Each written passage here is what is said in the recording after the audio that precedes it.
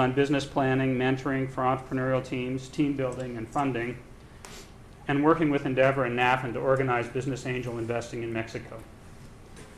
And I also was going to make the point that Fernando recently has become CEO of Endeavor, and it's actually something that we haven't had much time to talk about, but I'm really looking forward to hearing how that's going. And he can tell you more about it at tomorrow afternoon's session. As an outgrowth of the Mexico conference, in 2003, Fernando and I served as consultants to the Bush-Fox Partnership for Prosperity Project. And in that context, we prepared a significant white paper on fostering the entrepreneurial culture of Mexico. Through the Universidad de Anáhuac, Fernando has also been pursuing an Inter-American Development Bank grant to launch a program for entrepreneurial and venture capital education in Mexico.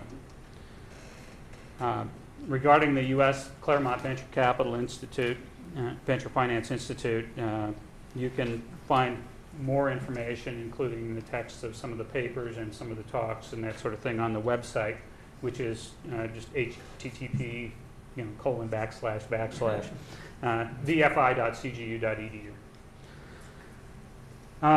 And that brings me to the present conference, which I hope can lead to a similar range of initiatives to the Mexico conference, but with a focus on nonprofit enterprises in the U.S. And we'll be using a format similar to that of the Mexico conference. Our main objective in these conferences is the creation and dissemination of new knowledge. Toward that end, we've posed a number of specific questions and have organized a series of panels to address them. And in each panel, we try to get a broad range of points of view. In forming the panels, I'll just mention again that we'll be recording the panel discussions, and we've tried to organize things so that there'll be plenty of time for participation from the floor. We'll be publishing the discussions. So in the interest of accomplishing as much as we can and to leave time for discussion from the floor and synthesis of the differing perspectives, what we're doing is we're encouraging panel members to focus their comments and to try to relate their comments to those of the other members of the panel, rather than to try to engage in making speeches like I'm doing right now. Each panel has a moderator who's involved in academics. And we've asked the moderators to do what they can to advance the discussion, synthesize the discussion, and sort of make sure that we stay on the agenda for each session. The real test of our efforts, though, is going to come tomorrow when we hear a series of presentations from representatives of nonprofit enterprises. And following those presentations, that's when we'll be breaking into groups, and we're going to be asking each group to consider each presentation, and based on today's discussion, to seek to develop a strategy for investing in the enterprise. We expect that everyone, except for the presenters, will participate in one of these breakout groups. And after lunch tomorrow, we'll reconvene, and each group will report its conclusions. Based on that, we'll try to develop a set of general conclusions related to the challenges of for-profit investing in nonprofit enterprises. We then will shift gears to the optional discussion of our efforts in Mexico, and Fernando will lead that discussion. Now, let me talk a little more specifically about the agenda for the conference, that is for today mainly. Our objective is to develop answers to the question of how the U.S. venture capital model can be adapted successfully to investing in nonprofit social enterprises. And taking into account what we already have learned from the 2002 conference on emerging economy investing, this question is multifaceted, and I view it as consisting of 4 parts. Let me just find this mouse and see if it's still working.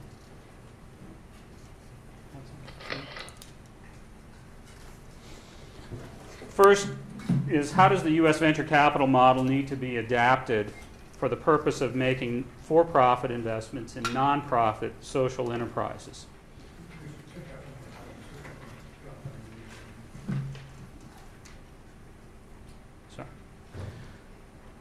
This problem is different from simply using venture capital style methods to make philanthropic contributions to nonprofit enterprises. Currently, foundations and other philanthropic organizations employ venture capital techniques, such as staged funding, based on achieved milestones.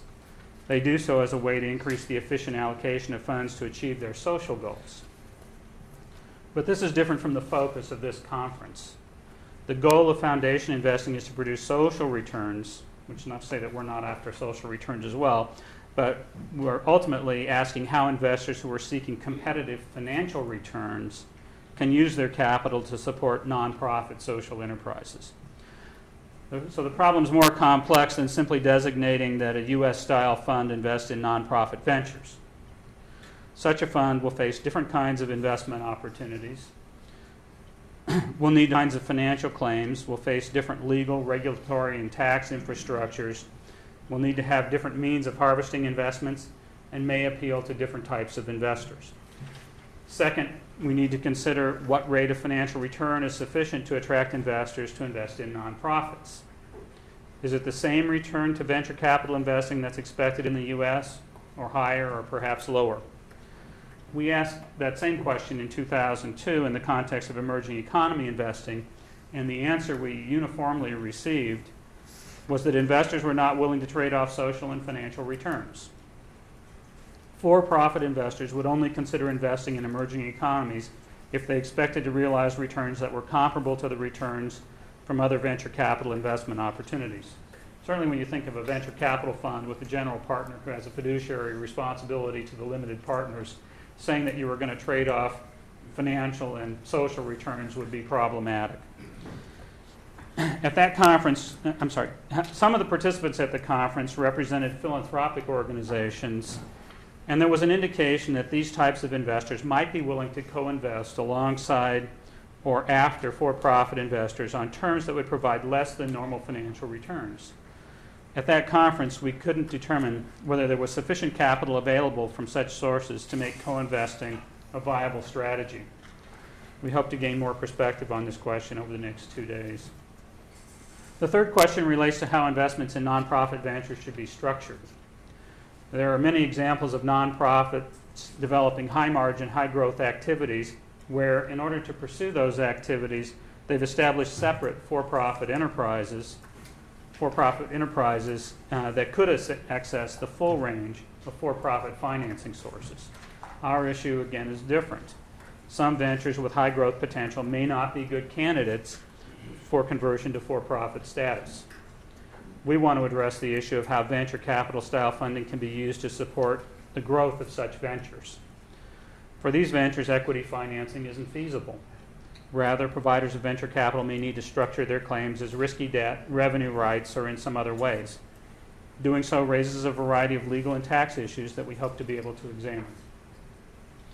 The first three questions all relate to the potential for such a fund to attract investors.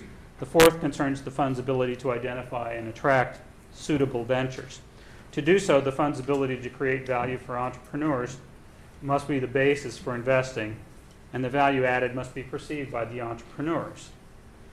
In the U.S. for-profit sector, just having money to invest is not sufficient. There are too many players in the market for that to work. This is less clear in the context of nonprofit social enterprises. It's an open question whether there are sufficiently high-margin, high-growth opportunities in the nonprofit sector to enable venture capital funds to be formed for the purpose of targeting the sector. One aspect of the answer to that question is possibly the education and general orientation of nonprofit sector entrepreneurs. Those who are involved in management of nonprofit enterprises tend to think in terms of grant-based financing and loans. Corresponding to these financing sources, they may be oriented to conservative and slow-growth business strategies. If so, they may not recognize the potential to use venture capital to dramatically accelerate growth and social impact. While the question of educating nonprofit